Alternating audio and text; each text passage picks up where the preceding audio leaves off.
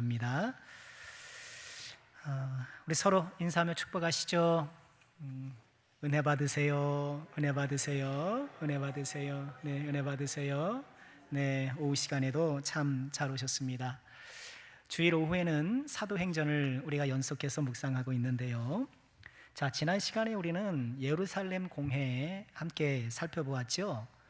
이제 이방 지역으로 복음이 전파되면서 많은 이방 사람들이 예수님을 믿게 되었는데 신학적 문제가 대두되었어요. 예수를 믿게 된 이방인들도 율법을 지키고 할례를 받아야 되는 것이 아니겠느냐, 이런 의견이 있게 된 거예요. 그 문제로 온 교회가 함께 모여서 회의를 했는데, 할례는 단지 외과 수술의 문제가 아니고 구원론에 대한 매우 중요한 문제였습니다. 만약 그 회의에서 율법과 할례를 받아야 한다라고 결정이 내려졌다면 예수님의 구원은 미완성 사역으로 치부될 것이에요. 율법과 할례로 대표되는 구약 종교로의 회개, 그 회개를 도운 사건밖에 되지 않았을 거예요. 그러나 우리가 살펴본 것처럼 예루살렘 공회는 구원의 진리를 견고히 닦았고, 오직 예수님을 믿는 것만으로 구원받는다는 것을 재확인하여서 유대인이든 이방인이든 남자든 여자든 누구든 오직 예수님 믿는 믿음으로 구원받는다라는 것을 분명히 했던 것이죠.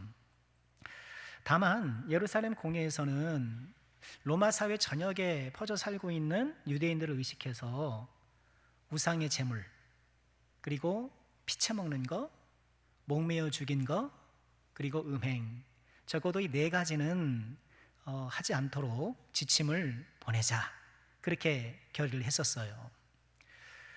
이 세 가지, 그러니 우상의 제물 먹는 것, 피채 먹는 것, 그리고 목매어 죽인 것을 먹는 것, 이거는 음식법하고 관계된 것이거든요. 유대인들은 음식법이 있잖아요. 먹어야 될 것과 먹지 말아야 될 것이 구분되어 있는데 비유대인, 그러니까 이방인들은 그런 게 없잖아요. 그러니 아무거나 막 먹는 사람하고 내가 신체적으로 접촉하고 그들과 함께하면 그들의 부정이 나한테 올라온다, 나도 부정해진다, 이런 생각이 있었거든요. 또 율법이 또 그랬거든요. 그러니 이방인들이 예수를 믿고 적어도 이 세 가지를 지켜서 유대인들이 가질 수 있는 그 정서적인 부담감을 좀 덜어주자, 이방인들을 꺼려하는 그 마음을 좀 낮춰주자, 이런 취지에서 그렇게 결정을 했고, 또 그 내용을 편지에 기록해서 각지로 다 전달하게 돼요. 자, 그 편지를 받은 사람들이 어땠을까요? 앞서 15장 30절에 보면 그들이 작별하고 안디옥에 내려가 무리를 모은 후에 편지를 전했다. 예루살렘 공회의 결정사항 그 담은 편지를, 여기서 말하는 그들은 바울과 바나바거든요. 그들이 이제 안디옥 교회에 내려가서 다시 돌아가서 그 편지를 읽어준 거예요. 그러니 어떻게 해요? 읽고 그 위로한 말로 기뻐하더라. 사람들이 다 좋아한 거예요. 너무 좋다, 너무 좋다, 예, 동의한 거예요. 자, 이런 예루살렘 공회를 이제 지낸 후에 사도행전은요, 새로운 이야기를 시작하게 됩니다. 새로운 이야기는 이른바 바울 사도의 2차 선교 여행이에요. 두 번째 선교 여행. 자, 1차 선교 여행은 사도행전 13장에 있고, 2차 선교 여행은 사도행전 16장에 있고, 그리고 3차 그 위에 그 로마로 향하는 그 과정은 19장 이하에 나오거든요. 13장, 16장, 19장, 그렇게 좀 기억하는 것도 괜찮을 것 같고요.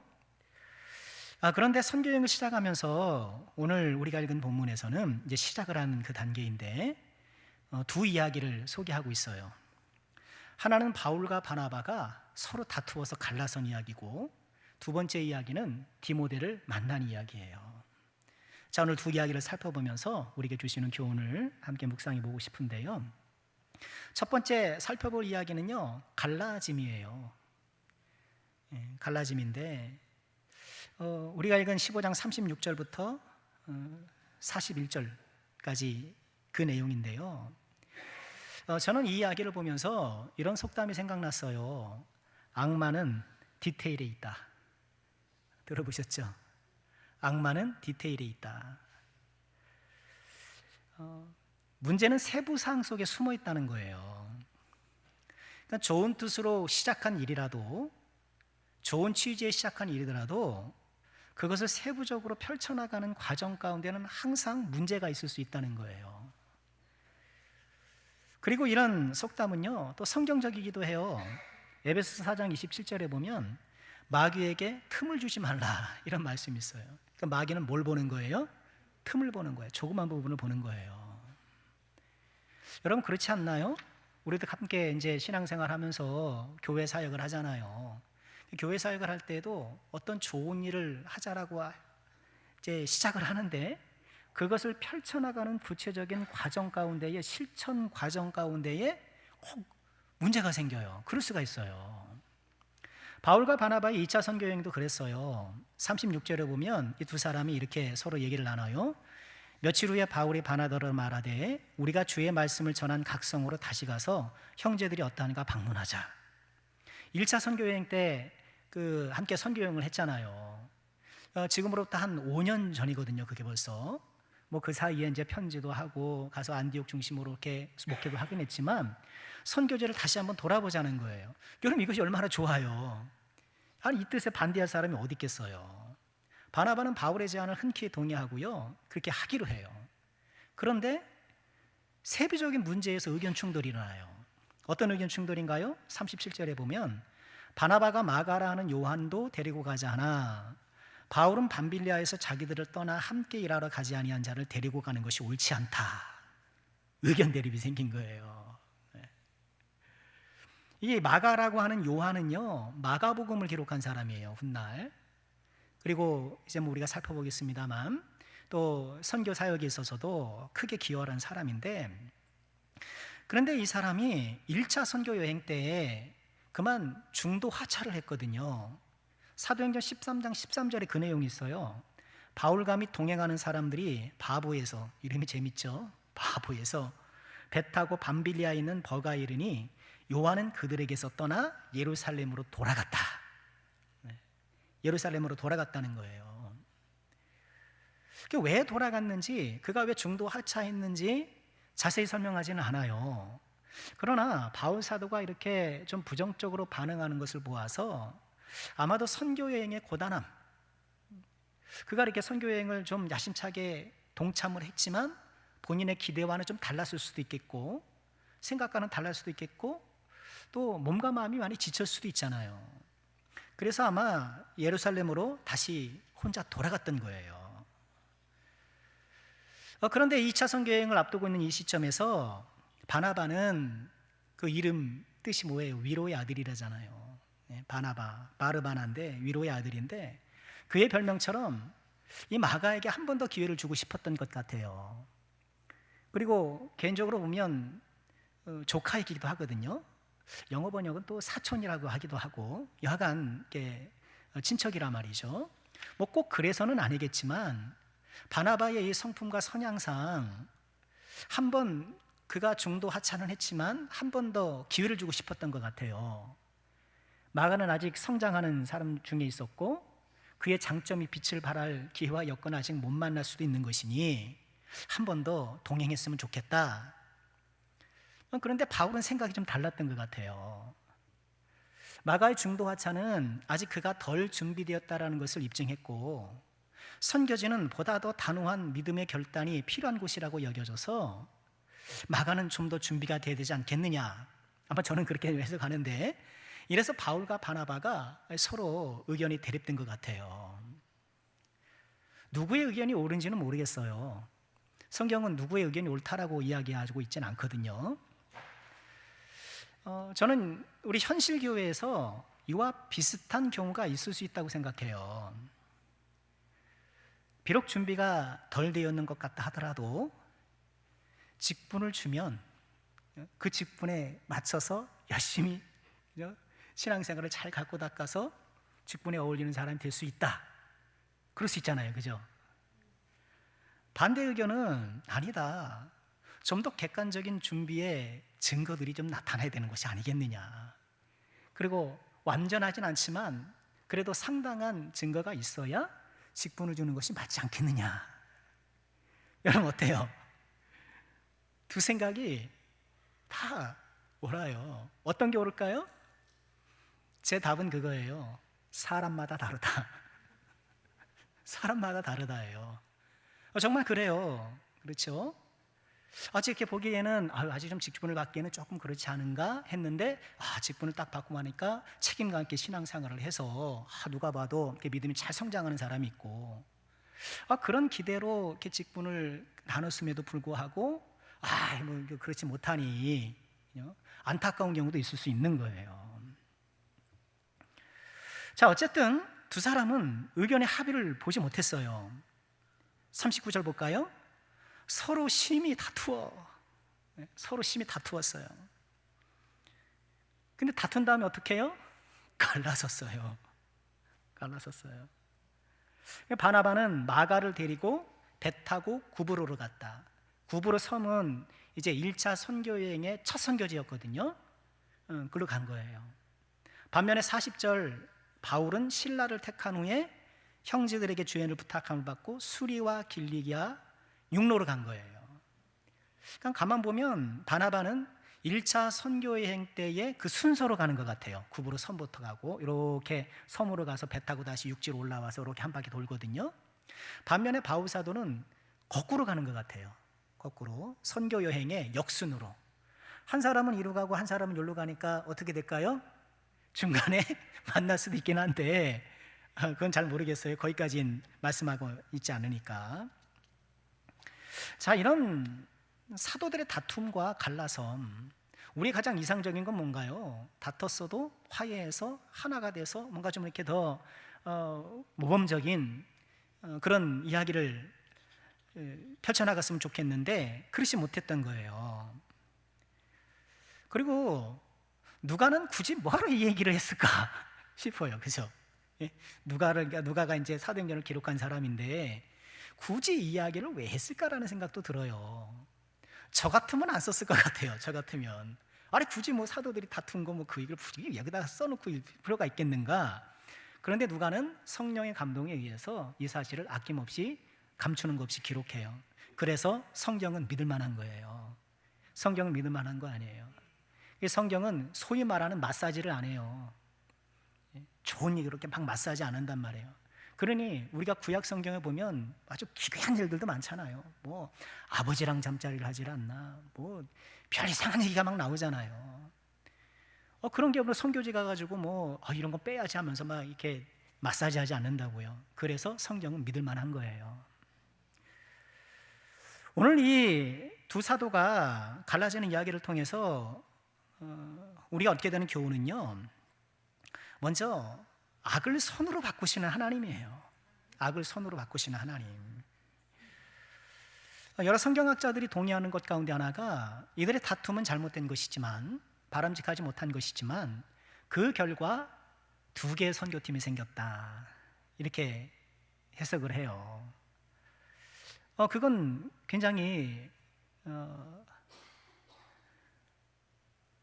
의미 있는 해석이라고 봐요. 그리고 일정 시간이 지난 후에 성경에서 명시적으로 말하고 있지는 않지만 여러 구절이나 정황을 보았을 때 바울은 바나바와 화해했던 것이 분명하고 또 마가와도 화해한 것이 분명해 보여요. 골로새서 4장 10절에 보면 이게 한 약 10년 후에 기록된 성경이거든요. 나와 함께 갇힌 아리스도아구와 바나바의 생질 마가와 이 마가에 대하여는 너희가 명을 받았음에 그가 이르거든 영접하라, 이렇게 얘기를 해요. 그러니까 골로새 성도들에게 편지를 쓰면서 마가에 대해 언급을 하면서 그들 영접해라. 지금 마가가 바울 사도와 긴밀하게 협력하고 있다는 것을 알 수 있잖아요. 또 빌레몬서 1장 23절 이하에 보면 그리스도 예수 안에서 나와 함께 갇힌 자 에바브라와 또한 나의 동역자 마가, 이렇게 얘기해요. 나의 동역자 마가, 아리스다고 데마 누가가 문안한다 하면서 마가를 또 언급해요.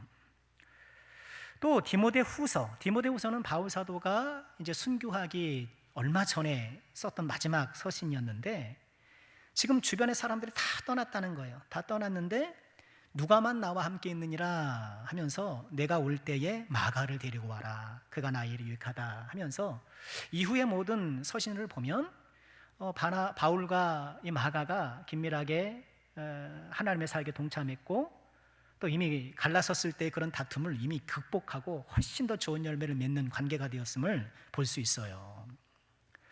심히 다투어 갈라서긴 했지만 적정한 시기에 두 사람은 화해를 했고, 또 바울은 마가를 신실한 사역자로 인정하면서 하나님 나라를 위해서 함께 동역했던 거예요. 두 사람의 다툼은 결과적으로 두 개의 선교팀을 낳았고 선교 사역의 효율성을 높였다는 것을 우리가 인정하게 되는 것이죠. 하지만 분명한 것은 그렇다고 해서 그들의 다툼이 정당화될 수는 없다는 거예요. 하나님의 은혜일 뿐인 거예요. 악을 손으로 바꾸시는 하나님의 은혜, 그것을 우리가 어디서 발견하나요? 창세기에서 그렇잖아요. 요셉의 형들이 요셉을 팔아먹잖아요. 얼마나 못됐습니까? 살려달라 그러는데 막 팔아먹잖아요. 그런데 나중에 요셉이 형들을 만났을 때 뭐라고 얘기를 합니까? 창세기 50장 20절에 보면, 자, 같이 읽을까요? 시작. 당신들은 나를 해하려 하였으나 하나님은 그것을 손으로 바꾸사 오늘날과 같이 많은 백성의 생명을 구원하게 하시려 하셨습니다. 이렇게 얘기를 하는 거예요. 요셉의 해석이잖아요. 당신들은 그렇게 나를 팔아먹는, 동생을 파는 그런 악을 저질렀지만 하나님께서는 그 악을 손으로 바꾸셔서 저를 애굽의 선발대로 보내셔서 우리 가족과 모든 생명을 구원하게 하는 그런 일을 하셨다라고 얘기를 하고 있는 거예요. 여러분, 이런 하나님의 은혜, 우리의 부족함을 메꿔가시는, 우리의 연약함을 채워가시는 이 하나님의 놀라운 은혜가 있어서 저와 여러분이 사는 거예요. 우리가 얼마나 어이없는 사람들이에요. 그렇죠? 따라합시다. 나는 어이없다. 우리는 어이없는 사람들이에요. 가만 생각해 보세요. 아마 여기서 본인들의 어떤 개인의 역사에 보면 흑역사가 다 있을 거예요. 흑역사. 흑역사가 뭐예요? 내가 실수했던 역사, 내가 부족했던 역사, 이런 것들이 있을 거란 말이에요. 그럼에도 불구하고 우리의 모든 연약함과 부족함을 메꿔가시는 이 하나님의 놀라우신 은혜, 시쳇말로 우리가 쌓아놓은 똥을 하나님께서 치워주시는 거예요. 그런 거예요. 그래서 우리가 지금까지 살아올 수 있는 거예요. 우린 감정적으로 결정할 때가 있었고, 순간 판단 미스할 때가 있었고, 도덕적으로 부족할 때도 많이 있었고, 우리 얼마나 부족하고 연약한 것입니까? 그러나 하나님께서 그때그때마다 그것을 보완하시고 우리의 악을 손으로 바꿔가시고, 이런 하나님의 놀라운 은혜가 있어서 우리의 삶이 지탱되고 우리가 하나님께 믿음으로 살 수 있게 되는 거예요. 또 한편 이렇게 악조차, 우리의 잘못과 죄악조차 손으로 바꾸신다면, 그래서 역사하신다면 우리의 미약 하나만 손을 또 얼마나 크게 사용하실 것인가. 그렇죠? 우리의 잘못조차도 하나님께서 신비한 섭리의 역사로 하나님의 뜻을 위해서 활용하신다고 한다면 우리에게 얼마나 주신 은혜와 그 사랑에 힘입어서 우리가 했던 그 선을 통해서 얼마나 큰 역사를 이룰 것인가. 여러분, 여러분들을 통해서 하나님께서 큰 역사를 이루시는 줄 주 이름으로 축원합니다. 믿으셔야 돼요. 우리 선생님들 찬양이 너무 좋잖아요. 나는 교사입니다. 나는 교사입니다. 나의 헌신과, 가사가 뭐였더라? 머리가 안 좋아가지고. 나의 헌신과 섬김으로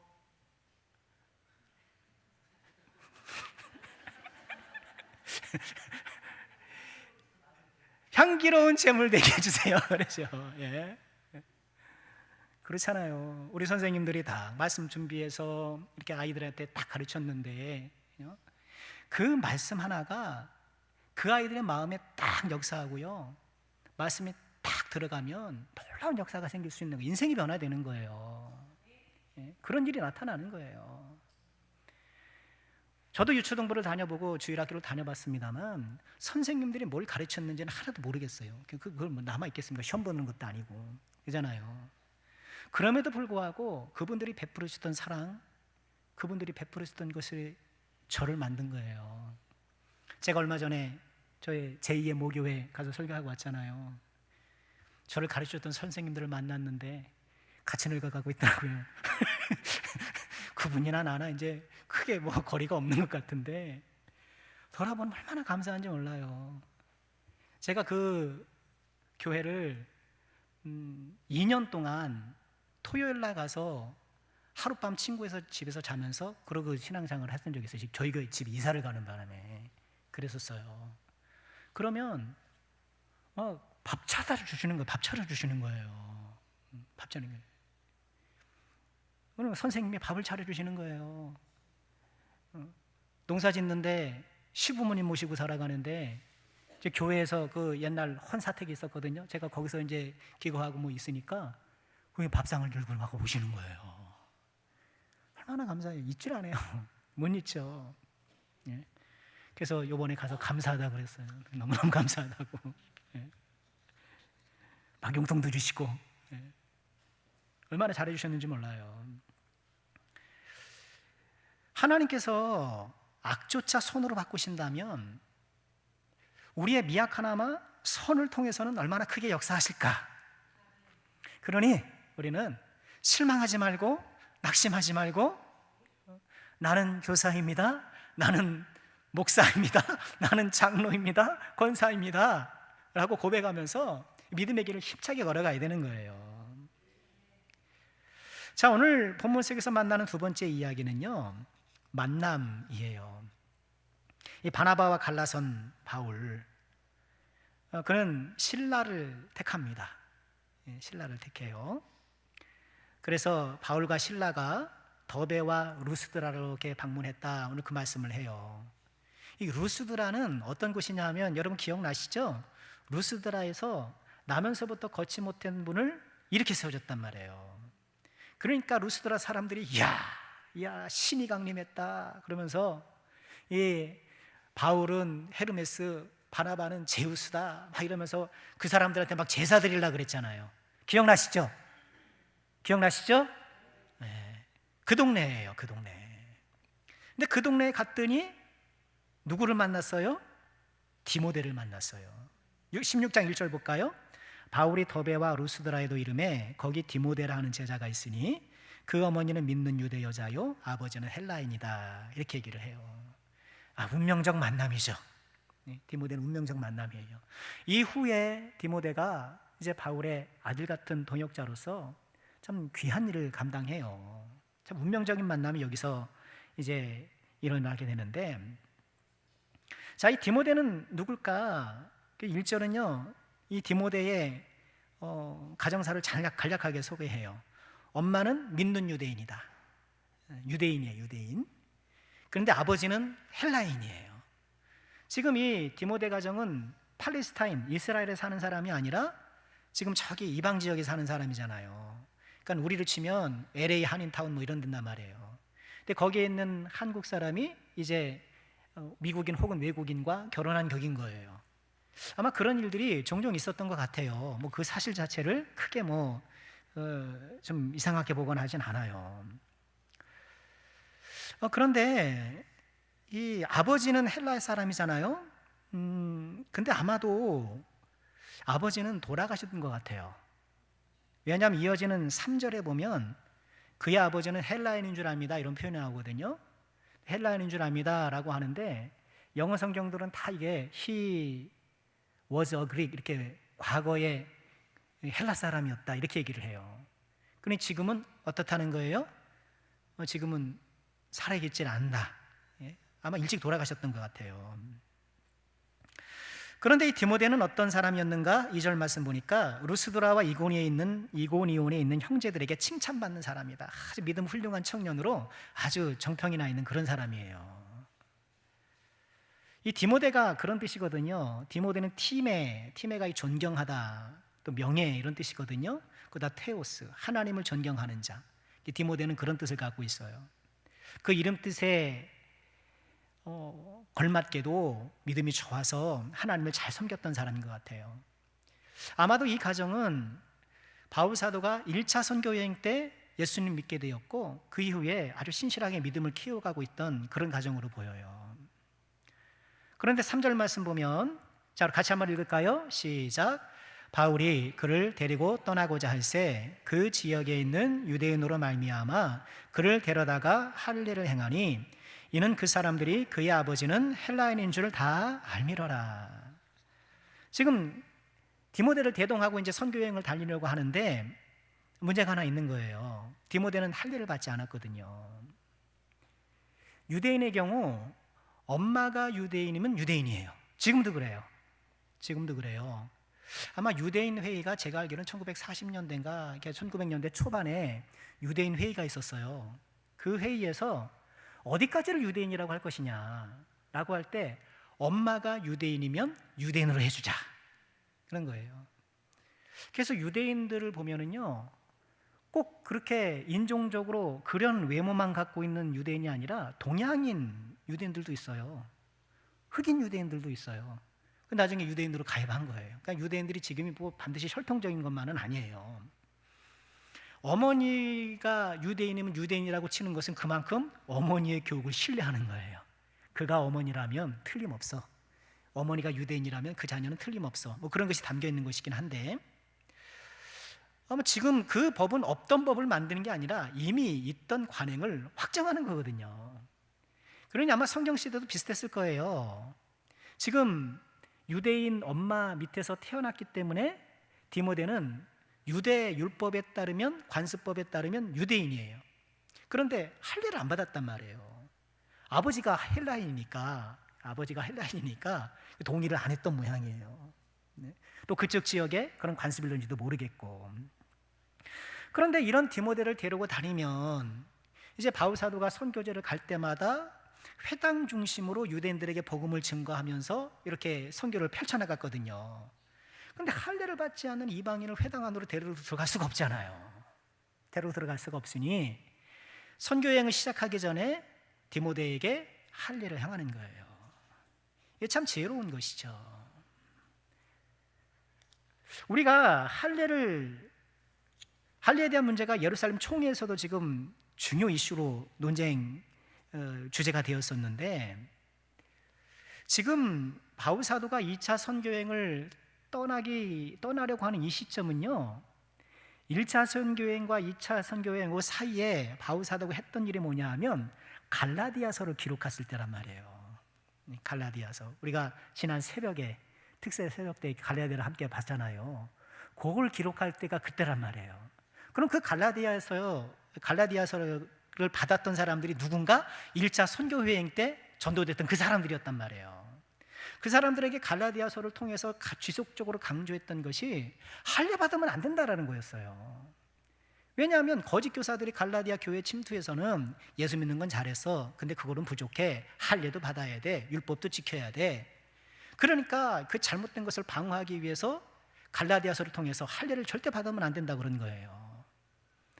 아니 그랬던 바울 사도가 지금 디모데를 데리고 다니기 앞서서는 또 할례를 받게 하네. 아니 그러니까 어떤 사람들은 이거 바울 사도가 일관성이 없는 거 아니냐 이렇게 비난하기도 하는데 그렇지가 않죠. 갈라디아의 거짓 교사들이 요구했던 할례는 뭔가요? 그저 외과 수술이 아니라 그 할례를 통해서 내가 율법에 신실한 순종자가 되겠습니다. 율법 아래 내가 들어가겠습니다 하는 그런 상징적인 종교적인 의미였거든요. 근데 그건 하면 안 되죠, 당연히. 여러분, 외적인 상징은 꽤 중요해요. 우리 기독교는 그것을 전부로 여기지 않지만 그러나 중요하게 여겨요. 우리 예수 믿는 사람들이 어디 가서 동상 앞에 절하면 돼야 안 돼요? 안 돼요. 절하면 안 돼요. 아이고 저는 하나님 믿고 사랑하고 뭐 이 사랑하는 게 아니라 그냥 하는 겁니다. 존경 안 됩니다. 안 되는 거예요. 차례상 차려놓고 절하면 돼야 안 돼요? 분명하게 하세요. 돼야 안 돼요? 안 되는 거예요. 어디 수학여행 갔어요. 이순신 장군 사당 갔어요. 존경하니까 어떻게 그 사람 절해요? 안 되는 거란 말이에요. 제가 오늘 아침에 이제 교회에서 이렇게 집에서 이제 교회에 이렇게 오는데요. 옆에 천주교도 예배를 드리잖아요. 천주교 예배를 드리는데 이렇게 성도들이 이렇게 들어가더라고요. 들어가는데 들어가면서 그 앞에 마리아상 있잖아요. 마리아상 앞에서 이러고 들어가요. 그 저분만 그러나? 그러고 제가 잠깐 서서 봤어요. 들어간 사람 다 그렇게 하는 거예요. 절하고 들어가요. 절하고 들어가요. 우리랑 다른 거예요. 우리 기독교는 그러면 안 돼요. 부모에게 절하는 거, 명절 때 절하는 거 외에 그 어떤 것에 우리가 막 이렇게 존경을 담았다고 해서 그러면 안 되는 거거든요. 근데 바울 사도가 할례를 받도록 한 건 뭔가요? 그런 신앙적 의미가 담긴 게 아니잖아요. 오히려 복음을 올바로 전하기 위해서, 복음을 올바로 지키기 위해서 오히려 더 일관된 행동을 하고 있는 거예요. 바울 사도의 결정 원리는 그거였거든요. 어떤 것이 복음의 득이 되는가? 어떤 것이 복음의 득이 되는가? 무엇이 더 복음 전파에 유리한가? 바울 사도는 선교를 할 때 선교 후원도 받았지만 자비랑 선교를 했어요. 천막 짓는 일을 하면서 돈을 벌었단 말이에요. 그런데 예수님께서 70인 전도대를 파송하시면서 뭐라고 말씀하시냐 하면, 너희들은 전대도 차지 말고 신발도 2개 갖지 말고, 그리고 어느 집에 들어가면 그 집에서 숙식을 제공받으면서 복음을 전하라 그랬단 말이에요. 예수님의 말씀, 그 액면 말씀은 선교적 후원을 받으면서 너희 복음 활동을 해라, 그 얘기였는데 바울 사도는 어때요? 천막 짓는 일을 하면서 자비랑으로 살고 했단 말이에요. 그럼 바울 사도는 지금 예수님의 말씀을 안 지키는 거 아니냐? 아니, 예수님은 선교 후원을 받으라고 했는데 자기가 돈 벌어서 하는 거, 이건 뭐 예수님 말씀 안 따르는 거 아니냐? 그게 아니에요. 예수님께서 70인 전도대에게 그렇게 후원을 받으면서 하라는 이유는 뭐였을까요? 그 예수님께서 70인 전도대를 파송하셨던 지역은 유대 지역이란 말이에요. 유대 지역은 오래전부터 선지자를 선대하는 문화가 있었단 말이에요. 하나님 말씀을 증거하는 사람이 있으면 저 사람 선지자야. 그럼 그 사람을 존대하고 그 사람을 잘 대접하는 이런 문화가 팽배해 있는 거예요. 그런 문화를 이용해서 그런 후원과 지원을 받으면서 복음을 전할 때 훨씬 더 효과적이겠죠. 반면에 바울 사도가 복음을 전한 곳은 이방 종교, 이방 땅이었단 말이에요. 이방 땅에는 어떤 사람들이 많이 있었냐 하면 당시에 떠돌이 철학가를 많이 있었단 말이에요. 이런 철학하는 사람들이 아고라 시장에서 사람들을 모으는 거예요. 여러분, 제가 지금 열심히 연구한 이 철학이 있습니다. 한번 들어보시죠. 제게 한번 들어보십시오. 막 그러면서 뭐 궤변을 늘어놓고 재밌는 얘기를 하고, 그러면서 사람들에게 이게 모자에다가 봉 받고, 그죠? 그런 사람들이 있었단 말이에요. 그런데 바울 사도가 이렇게 아고라에서, 시장에서 사람들에게 여러분 예수님 믿으십시오 뭐 하면은 사람들이 어떻게 생각하겠어요? 저 사람도 웬 떠돌이 철학자인가 보다, 그렇게 오해받기 십상이잖아요. 거기다가 이렇게 모자에다가 또 이렇게 돈을 받게 되면 영락 없는 그런 사람 아니겠습니까? 그러니 그걸 받지 않았던 거예요. 대신에 본인이 일해서 선교비를 충당했던 거예요. 왜? 그래야 복음을 더 효율적으로 증가할 수 있기 때문에. 팔레스타인 지역에서는 후원을 받는 것이 효율적이고, 이방인 지역에서는 자비랑을 일부분 하는 것이 효율적이기 때문에 오히려 더 일관성 있는 행동이었던 것이죠. 바울 사도의 행동 원리, 결정 원리는 그거였어요. 어떤 것이 더 하나님 앞에 유익이 되는가? 말을 바꾸면 어떤 것이 하나님께 영광이 되는가? 오늘 기도하신 권사님께서 인용하신 말씀 고린도전서 10장 31절 말씀이잖아요. 같이 한번 읽어볼까요? 함께 하죠. 시작. 그런즉 너희가 먹든지 마시든지 무엇을 하든지 다 하나님의 영광을 위하여 하라. 먹든지 마시든지 무엇을 하든지 하나님의 영광을 위하여 하는 것. 하나님의 영광을 위해서 할례를 받으면 안 되는 상황이 있고, 하나님의 영광을 위해서 할례를 받아야 되는 상황도 있고. 여러분, 이 말씀은 정말 귀한 말씀이에요. 저는 이 고린도전서 10장 31절이 나의 믿음의 현주소를 가늠해 줄 수 있는 말씀이라고 봐요. 먹든지 마시든지 무엇을 하든지 하나님의 영광을 위하여 하라 라는 이 말씀이 나에게 어떤 감정을 일으키고 있는가?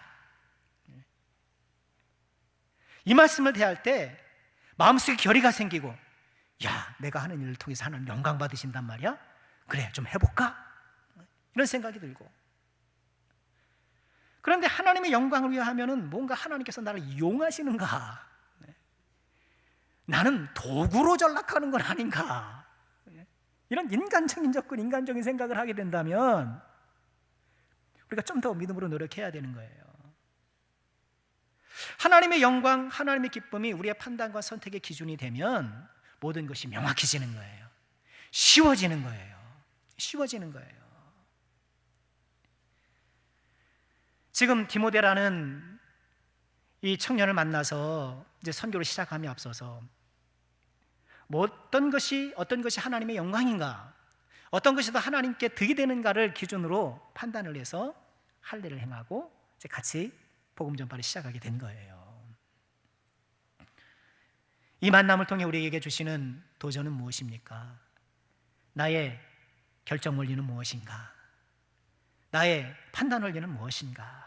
우리가 한번 돌아보면서요. 자, 이후에 어떻게 됐을까요? 우리 4절 볼까요? 여러 성으로 다녀갈 때에 예루살렘에 있는 사도와 장로들이 작정한 규례를 그들에게 주어 지키게 했다. 디모데와 다니면서 이제 예루살렘 총회에서 결정된 그 사항들, 그걸 또 가져가서 또 복음을 전하면서 이 상황들을 이렇게 그런 지침들을 또 지키도록 해준 거예요. 마지막 5절 같이 읽을까요? 함께 하죠. 시작. 이에 여러 교회가 믿음이 더 굳건해지고 수가 날마다 늘어나니라.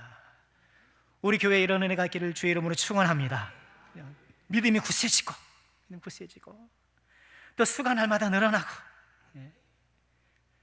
오늘 또 세례를 입교를 했는데 너무 감사는 하지만 좀 새 사람이 들어와서 세례를 받아야 되는데, 그렇죠? 예수를 안 믿던 사람이 예수를 믿고, 본래 오늘 학습 2분이 받았었거든요. 지난 금요일에 저랑 학습 교육을 했는데 한 분은 직장 때문에 못 오셔, 한 분은 오늘 너무너무 아프셔. 그래서 참석을 못 하셨어요. 다음 우리 학습 세례식 할 때는 이제 쌩쌩한 새신자들이 학습받고 또 세례받고 그런 것을 보게 되는데요.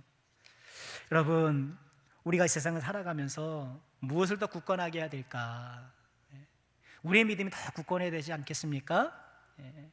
이만하면 됐다고 없어요. 우리는 항상 말씀 앞에 나를 돌아보면서 우리의 믿음이 굳세지기를 소망해야 되고, 또 교회가 날마다 또 이렇게 새로운 분들이 많이 늘어나야 돼요. 새롭게 또 예수 믿는 분들, 또 예수를 믿다가도 이렇게 마음이 방황하는 분들, 이런 분들을 우리가 다 붙잡아주고, 그런 우리가 뭘 해야 될까요? 생명책을 작성하셔야 되는 거예요. 어디 갔지? 생명책 여기 있었는데. 생명책 작성해 보신 분 한번 손 들어 보시겠습니까? 권사님, 권사님, 와, 훌륭하십니다. 자, 이분들에서 박수 한번 주시기 바랍니다. 여러분, 생명책 꼭 좀 기록하세요. 생명책 딱 가져가셔서 내가 기도할 분들 거기다 이름 적으시고, 그래서요, 그 생명책 꽉 채우면 한 90명 돼요. 한 페이지에 6명 되는데요. 이게 몇 장이 들어야 되겠어요? 한 90명쯤 되거든요. 여러분 빼곡하게 한번 우리 생명책, 우리 서로 또 기도해 줄 분도 많이 계시잖아요. 서로 예수 믿지 않는 가족들 많이 있으니까 우리 구역에서도 서로 공유하셔서, 구역장님들께 좀 한번 제가 톡방에도 한번 말씀을 드릴게요. 서로 이렇게 생명책에 이름을 잘 기록해서 기도하면 역사가 생길 줄 믿습니다. 하나님께서 함께 해 주실 거예요. 자, 말씀을 마치겠습니다. 오늘 바울과 바나바가 갈라서는 장면, 그리고 바울과 디모데가 만나는 장면, 우리가 함께 보면서 악을 선으로 바꾸시는 하나님, 그리고 모든 영광 하나님께를 행동 원리, 결정 원리로 삼고 살아가는 사도의 모습, 우리 함께 보았습니다. 이 귀한 은혜가, 이 믿음의 아름다운 모습이 또한 저와 여러분의 모습이 될 수 있기를 주님의 이름으로 축원합니다. 기도하겠습니다. 은혜로우신 아버지, 오늘도 저희를 사랑해 주시고 또 하나님 앞에 예배하며 하루를 보내게 해주시니 감사합니다. 주님, 모든 영광 하나님께, 하나님 위해서 살아가는 우리가 되게 하여 주시고, 우리 남성교회가 믿음이 더욱더 굳건해지고 날마다 믿는 자의 수가 늘어나는 하나님 부흥하는 교회, 하나님께서 기뻐하시는 그런 교회로 더 성장할 수 있도록 지켜주시고 역사하여 주옵소서. 하나님, 오늘도 사랑해 주시니 감사합니다. 우리가 받은 말씀 잘 간직하여서 또 삶을 통해 순종하게 도와주시고 아름다운 열매를 맺는 우리의 삶이 되게 하여 주옵소서. 예수님의 이름으로 기도하옵나이다. 아멘.